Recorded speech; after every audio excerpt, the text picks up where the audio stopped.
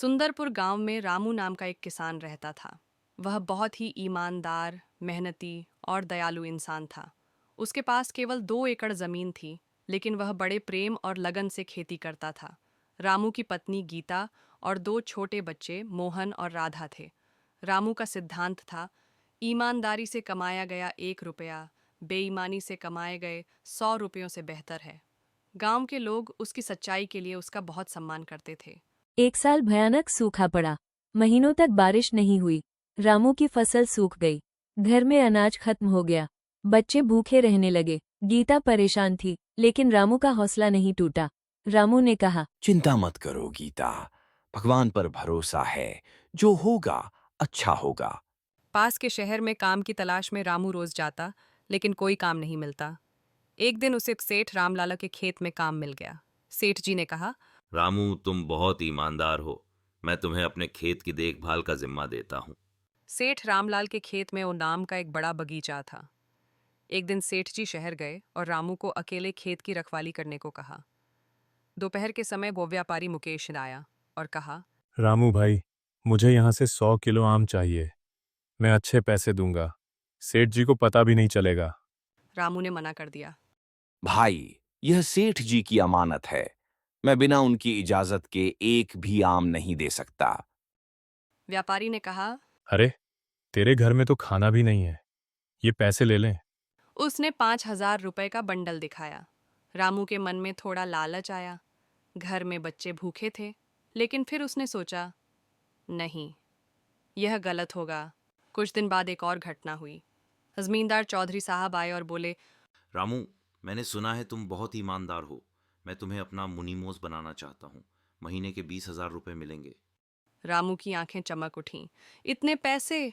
लेकिन चौधरी साहब ने आगे कहा, काम बस ये है कि सरकारी अफसरों को रिश्वत देना और फर्जी कागज बनवाना। रामू का चेहरा उदास हो गया। माफ करिए चौधरी साहब, मैं ये काम नहीं कर सकता। मैं गलत काम करके पैसा नहीं कमाऊंगा। एक दिन रामू अपने खेत में काम कर रहा था। अचानक फावड़े से कुछ टकराया। खोदने पर उसे एक पुराना मिट्टी का घड़ा मिला। घड़े में सोने के सिक्के और कीमती जवाहरात भरे थे। रामू की सांस फूलने लगी। ये तो खजाना था। इतना धन की पूरी जिंदगी आराम से कट सकती थी। घर जाकर उसने गीता को बताया। गीता ने कहा, भगवान की कृपा है, अब हमारे बुरे दिन गए। रामू ने कहा, गीता, ये जमीन तो हमारी नहीं है। ये खजाना सेठ रामलाल की जमीन में मिला है। गीता ने कहा, अरे किसी को क्या पता चलेगा। रामू ने सिर हिलाया। नहीं गीता, यह गलत होगा। मैं सेठ जी को बताऊंगा। अगले दिन रामू ने सेठ रामलाल को सारी बात बताई और खजाना सौंप दिया। सेठ जी हैरान रह गए। सेठ रामलाल ने कहा, रामू, तुम चाहते तो इसे छुपा सकते थे। मुझे कभी पता भी नहीं चलता। सेठ जी, ईमानदारी ही मेरी असली दौलत है। सेठ रामलाल की आंखों में आंसू आ गए। उन्होंने कहा, रामू, आज तक मैंने तुम जैसा ईमानदार इंसान नहीं देखा। यह आधा खजाना तुम्हारा हक है। रामू ने मना किया। नहीं सेठ जी, यह मेरा नहीं है। सेठ रामलाल ने रामू की ईमानदारी से प्रभावित होकर उसे अपने सारे व्यापार का साझीदार बना दिया। सेठ रामलाल ने कहा, रामू, मैं बूढ़ा हो गया हूँ। मेरे पास कोई बेटा नहीं है। तुम मेरे धंधे को संभालो। रामू की मेहनत और ईमानदारी से व्यापार तेजी से बढ़ने लगा। लोग दूर दूर से उसके साथ काम करने आते, क्योंकि सबको पता था कि रामू कभी धोखा नहीं देता। अमीर बनने के बाद भी रामू अपनी सादगी नहीं भूला। उसने अपने गांव में स्कूल, अस्पताल और सड़क बनवाई। गरीब किसानों को मुफ्त बीज और खाद दिया। किसी ने पूछा, रामू भाई, आप इतना क्यों खर्च करते हैं? रामू ने कहा, भाई, भगवान ने जो दिया है उसे बांटना ही तो धर्म है। साल बीतते गए।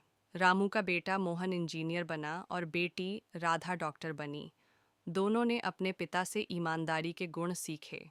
एक दिन मोहन ने पूछा, पिताजी, आपने कभी गलत काम करके पैसा कमाने का मन नहीं किया? रामू मुस्कुराया।